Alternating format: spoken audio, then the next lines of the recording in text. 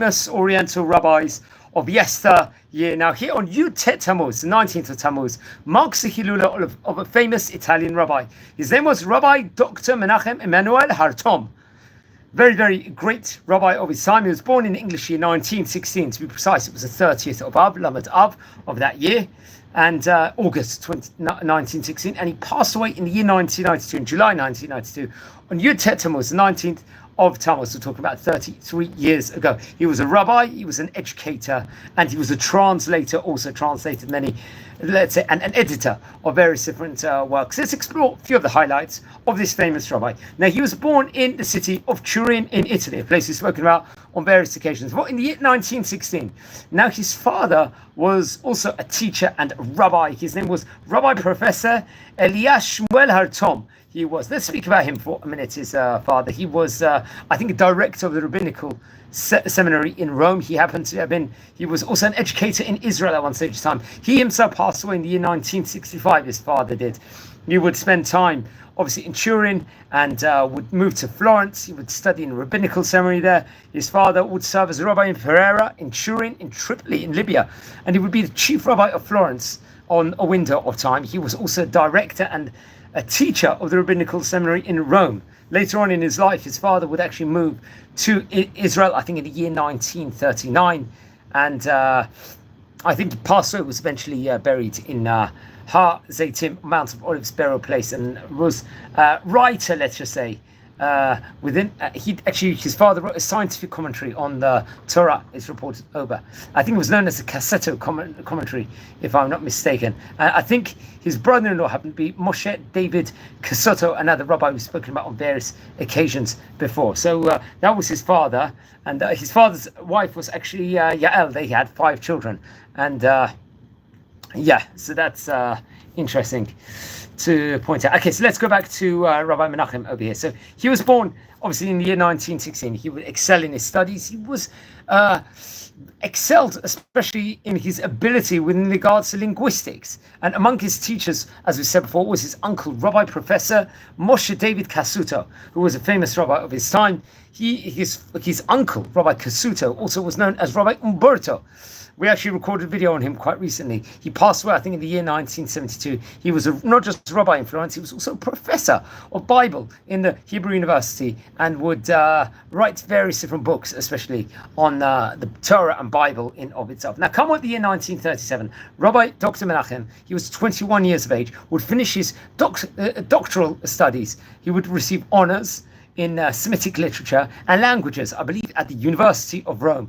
And in that year also he would receive rabbinic ordination, I believe, become a Rabbi Chacham HaShalem at the Rabbinic Seminary in Rome. His doctoral thesis was, I think, actually on Rabbi Ovadia Bartanora. Rabbi Ovadia Bartanora was arguably one of the most famous rabbis, without doubt, in Jewish history. So, Rabbi, we actually recorded a video on a previous occasion. He was a famous rabbi, he was a posek, he was a darshan, he was a rabbi, I believe, in Jerusalem, a Rosh Hashiva, many different, let's just say, he was prominent, especially in the early 1500s, Rabbi Ovadia Bartanora. So he would do a doctorate on him. Now, I think, come what the years, it was around the window of time of 1937 to 1938, he would serve as a chief rabbi of the city called Perugia, I believe.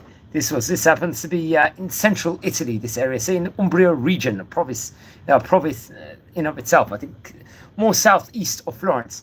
And unfortunately, there was a lot of anti-Semitic laws at that point in time was being put upon the Jewish community over there. These racial laws in Italy would interrupt, let's say, his workings, and he would decide to fulfill his family's dreams and eventually move to the land of Israel.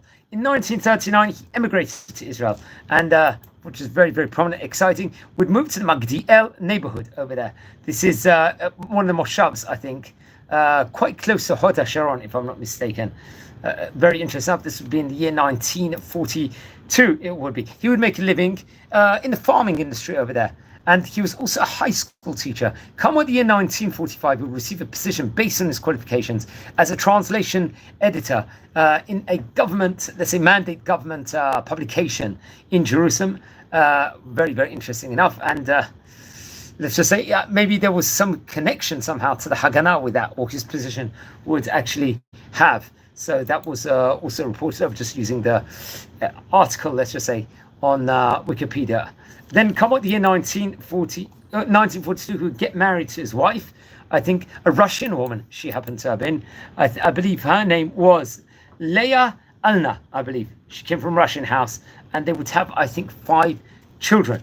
Then I think there was obviously the formation of the Medinat Israel, the state. He would serve as soldier in the IDF, in the Israeli Defense Forces. I think it's reported over. Sadly, his brother, Reuven Hartom, was killed in the Battle of Motzah. It's reported over. This was, I think, in the neighborhood, this is where the Jerusalem Hills is. I would assume that happened in 1948. Now, in the early years of the state's establishment, he worked in the council, in the council over there, taking on various different roles. I believe Misrad Ha'asfaka Vakitsu. He was, I think, especially during the years 1951 to 1973, he was a spokesman and responsible for publications at the Civil Service Commission. In the 1960s, he was a member of the Committee for Public Administration Terms, I think, of the Academy of the Hebrew Language. In the 1980s, it's reported that he was responsible for service regulations at Shari Tzedek Hospital in Jerusalem. Now, Shari Tzedek is a place, we've recorded that extensively here in this series over here. So it's interesting to speak about a rabbi that had very strong connections to that place. I think, especially in the years 1956 to 1958, he was director of the Department of Education and Culture, I think, possibly for the Italy regions, and supervisor of Jewish schools at the Jewish Agency. So he was decorated with many different roles, let's just say, especially connected to Italy and the Jewish community itself in various different prominent places. He would serve as a chief rabbi of the Venice community, I think, between the years 1973 to 1977, and also taught modern Hebrew at the University of Venice and the Rabbinical Seminary in Rome. So he would spend a chunk of his time going back to Italy, respectively. I think between the years 1985 to 1987, he would serve as a chief rabbi of the Turin community. Now, he passed away in the year 1992, precise in Jerusalem. He passed away in. Now, let's look. He, along with all the busy positions he had all throughout his life, he was in the field of writing, editing, and translation. He would write various different Jewish books in all throughout his sphere. Machzor Italiani Ashalem. This was one of them. I think that was finished just before he passed away. It came out. There was other different workings he would actually do. He completed the work. Some of the works, by the time he passed away, was not published. I think there was notebooks, let's just say, of 4 mohels from the Vioventi family of Venice. There was a Hebrew translation also, I believe, of another book called the Ionim Shel Sefer Bereshit. And that was, I think, in 1947, it would have been, he found the newsletter called the Torat Chayim, I believe. And this newsletter, I believe, he edited voluntarily for about 40 years. And it was intended, let's say, to show the problems of the day. It was a platform to bring back worldwide views on current issues, especially on the state of Israel, the diaspora, so on and so forth. I think come 1972, there would be a Milon Italiki that was in Ivrit, and also Italian, if I'm not mistaken. A Hebrew-Italian dictionary he would publish. He would also edit the famous Shadal's writings, Rabbi Samuel David Lazzato, famous rabbi of his son, which we've spoken about before. He would translate further works also, classic literary works, in its great arts, great music. He would do a translation of Rabbi Chaim David Halevi's book. This would have been a Kitzur Shulchan Aruch Makor Chaim, I believe. He himself happened to be a Rishon LeZion, a chief rabbi, I believe, between the years 1971 to 1973, Sephardic chief rabbi, and later on a chief rabbi of Tel Aviv, Yafo, I think till 1998, if I'm not mistaken. He would write a translation commentary on the Italian cycle according to various Italian communities over there. I think that would only be published after he passed away. There was other books talking about Italian customs, especially in Jerusalem, that was connected to Jerusalem 1976. Descriptions, let's just say, what distinguishes, let's say, the prayer text and customs in Italian synagogue in Jerusalem, and much of which were introduced by Rabbi Hartom and his father. Now, he would also go on to compose various different piyutim, including the poem for Yom Ha'atzmaut, for the Independence Day in of its own right. We can add on a few more interesting tidbits over here within regards to him. He was Obviously, we've spoken about many Italian rabbis recently inside this shir. I think it's important we get a complete breadth of various different rabbis in that vicinity. We've spoken about how he was ordained to the rabbinate. I think especially 1942. It's actually interesting.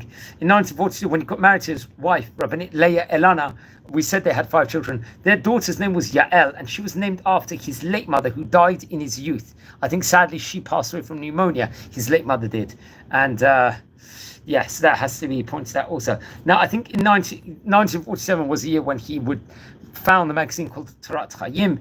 We talked about how, unfortunately, his younger brother, Reuven, fell in battle of the Motzah settlement in Independence War, how he started becoming the head of publications in the Civil Service Commission, and he would spend a 2-year mission in Italy between 58 to 1958. He would serve 5 years as rabbi in 1973 as a rabbi of Venice. In 1985, he would go out to serve as rabbi of Turin. And you can see many different importances that actually occurred. I think come with the year 2005, some years after he passed away, there was work on collecting the customs of Italian communities were published in the Siddur that he originally composed, if I'm not mistaken, which we have to point out also. Let's explore a few of the teachings from his book also, because especially I think the book called Sefer Zichron, this was, I think, published in 1976, he will teach Melamed Shtiyeh Atzma Makor Lechedvat HaChayim. That was one of the teachings over there. Once again, in Sefer Zichron, I think of the famous Rabbi Doctor, in page 303, he would say, Melamed Adugmatiyot Bahaskama Shaturaki Rak Hadat. This was another one of his teachings. Then a teaching coming from page 373, this time from publication in the year 1965. I think later in 1996, maybe there was another position. מלמד שהאמת ההיסטוריות אינו כלל מעניינה. And just one more final teaching, which comes from page 274 from his book. It says, מלמד שלא היו זקוקים לפילוסופיה כדי שתתקבל על דעתם. That's another one of his teachings. So he was a famous rabbi of his time. There's some of his teachings, actually, I think, is very much featured in the National Library of Israel in the nli.org.il. I recommend everyone to look more into him. And he was a famous rabbi of his time. You can actually learn more about them. I recommend everyone to look at the video we recorded about Rav Kasuto, another close relative of his. We spoke about that in detail.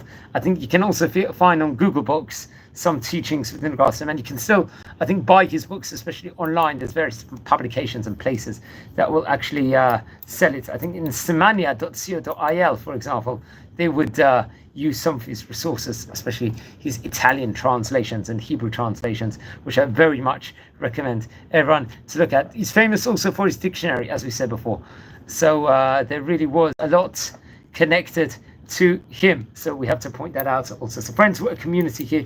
We're learning about the famous rabbis of yesteryear. Now, if you descend from any of the famous Chachamim we are speaking about, please send me an email. I would love to hear more information.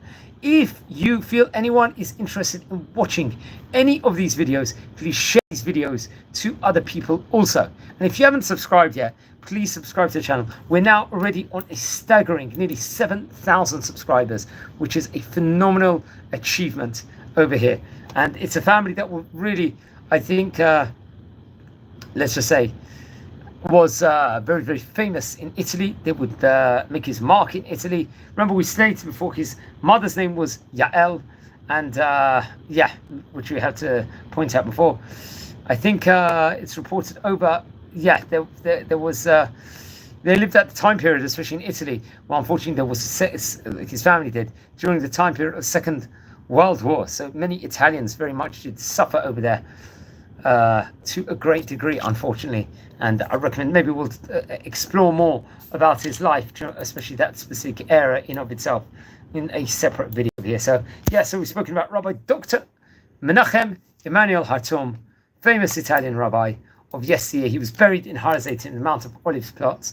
There's other articles also online, I think in ItalianMachzor.com, which I recommend everyone to actually look at also.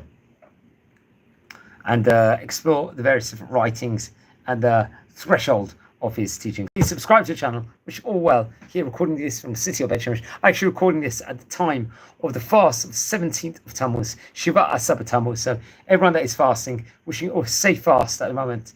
And let's hope we'll see the rebuilding of the third Beit HaMikdash ASAP in our time. Thank you very much, everyone, for watching, and have a great day.